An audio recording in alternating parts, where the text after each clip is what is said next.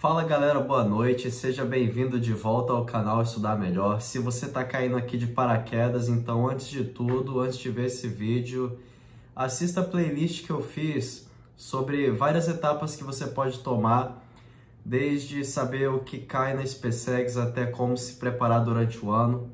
Vai estar aqui um card aqui em cima para você dar uma olhada nessa playlist e poder começar a se ambientar. Você que é candidato tanto do concurso da SpaceX como outros concursos militares. Vai servir de base para você se organizar de maneira igual, tá bom? Então, nesse vídeo aqui eu vou responder uma série de perguntas que vocês vieram mandando durante a semana.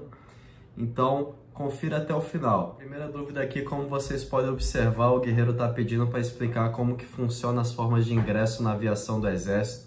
Então, eu vou tentar explicar de uma forma bem rápida. Fiz até um pequeno esquema aqui para não me perder.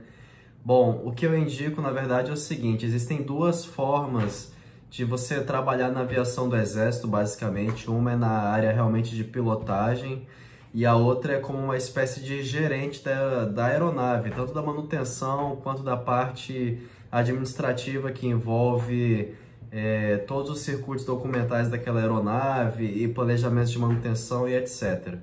Então, assim, de maneira geral, as armas base e até algumas logísticas, se eu não me engano, apenas em tendência, não tenho certeza, não pode fazer o curso para ser piloto de helicópteros, assim, falando de maneira geral, no Exército.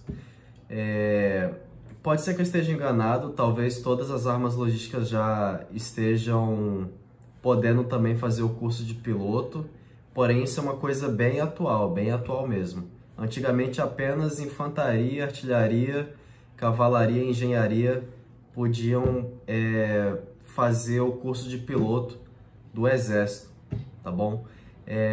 Lembrando que no caso, para ser piloto realmente de aeronave, no caso helicóptero, que a gente chama de aeronave de asa rotativa, você tem que ser oficial formado na AMAN. Você sendo sargento, existe uma especialidade que é específica para servir na área da aviação. Bom, e ainda no caso do sargento, o sargento, ele, quando faz o curso para a área de aviação, dentro ainda da formação dele, ele vai trabalhar como mecânico realmente da aeronave. Segunda pergunta de um inscrito: o que eu farei exatamente nos 4 anos de AMAN? E o que eu farei após formado? Irei trabalhar como? Não acho as respostas boas no Google. Realmente não tem muita coisa confiável na internet, até porque nem todo mundo se formou na academia, né? Então vamos lá. Primeiro ponto aqui: o que eu farei exatamente nos 4 anos de AMAN? Bom, seu foco vai estar dividido entre atividades militares e atividades da área acadêmica, que é a parte de graduação realmente da AMAN, atividades assim de ensino do bacharelado em ciências militares. Quando você estiver nas atividades que são puramente militares, elas fazem parte do que se refere à formação do oficial do Exército combatente. E na área de ensino, que inclusive são mais dias voltados para a área de ensino do bacharelado do que dias voltados para a atividade de acampamento e coisas puramente militares dentro da AMAN, você vai ter seu tempo dividido nessas duas realidades. Além disso tudo, constantemente você vai ter horário de educação física e também, em algumas épocas do ano, você vai ter acesso a visitações a outros quartéis e atividades de interesse da formação do oficial do Exército, enquanto você for cadete aí da AMAN. Dentro ali da pergunta dele, o que eu farei após formado? Bom, depende muito da área que você for dentro da AMAN. São 7, entre aspas, setores, a gente chama de armas, quadro e serviço. As armas são infantaria, cavalaria, artilharia, engenharia e comunicações também é chamada de arma. Além disso, tem o serviço de intendência e o quadro de material bélico, que inclusive é a minha especialidade, na qual sou oriundo da AMAN. E o seu trabalho após formado vai ter muito a ver também com o seu posto. No caso, as missões de aspirante-tenente já começam a ser bem diferentes das de capitão, major, coronel. Imediatamente após formado, você muitas das vezes vai estar envolvido com sendo uma espécie de professor de assuntos militares, que no caso se chama instrutor, tanto de soldados, cabos, às vezes até de sargentos temporários e oficiais, entre outras missões que muitas das vezes você vai viajar a trabalho, bem como fazer atividades de acampamento com uma boa frequência. Bom, o último negócio aqui, irei trabalhar como?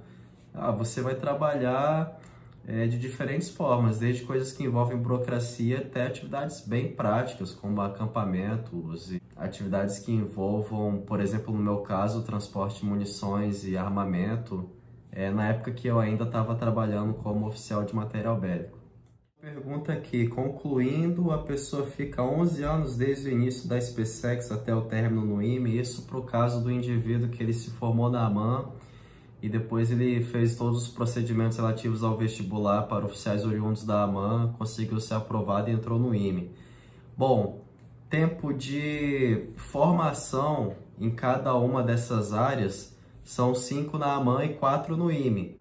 Considerando que você não reprovou nenhum ano, porque isso acontece com uma boa frequência em cada uma das escolas, se tudo der muito certo e acontecer da forma mais rápida, você entra na SpaceX, se forma em 5 anos, passa 2 anos na tropa e nesse terceiro ano você já entra no IME, mas isso você sendo aprovado de primeira, dando tudo certo, que foi o meu caso. Somando todo o tempo que dá, desde os 5 anos da AMAN, mais 2 na tropa e 4 no IME, na verdade você vai fechar 10 anos completos de serviço na hora que você tiver concluindo o IME. Aí provavelmente ali em fevereiro do ano seguinte, aí se passou então 11 anos.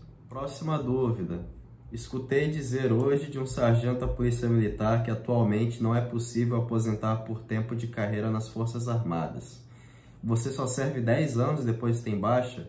Então, pessoal, vamos lá. A verdade é a seguinte, se você for um militar temporário, você vai ficar no máximo 8 anos servindo dentro das Forças Armadas. Isso tanto para o caso do guerreiro que acaba de entrar no Exército como soldado, como para sargento temporário e para oficial temporário também.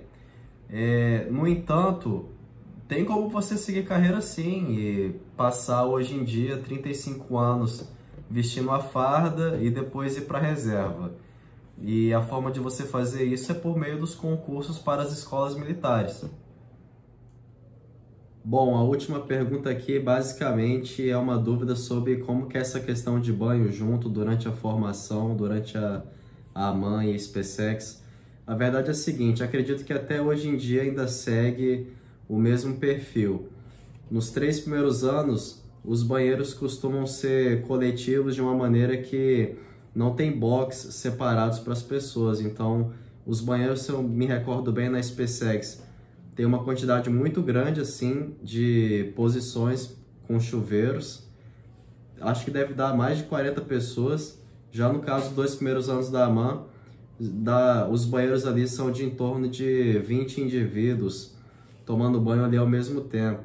Já nos últimos 2 anos da AMAN, que o indivíduo costuma morar em umas habitações mais sofisticadas, os boxes são individuais. Bom, pessoal, eu estou numa época muito corrida, então eu vou reduzir um pouco a frequência da postagem de vídeos. Mas de qualquer forma, já dá uma fortalecida no canal, curte e compartilha, conto com vocês para que essa iniciativa cresça. Cada comentário que vocês fazem, cada compartilhamento, com certeza me ajuda muito a dar prosseguimento nessa iniciativa aqui. Bons estudos, até a próxima e foco no objetivo.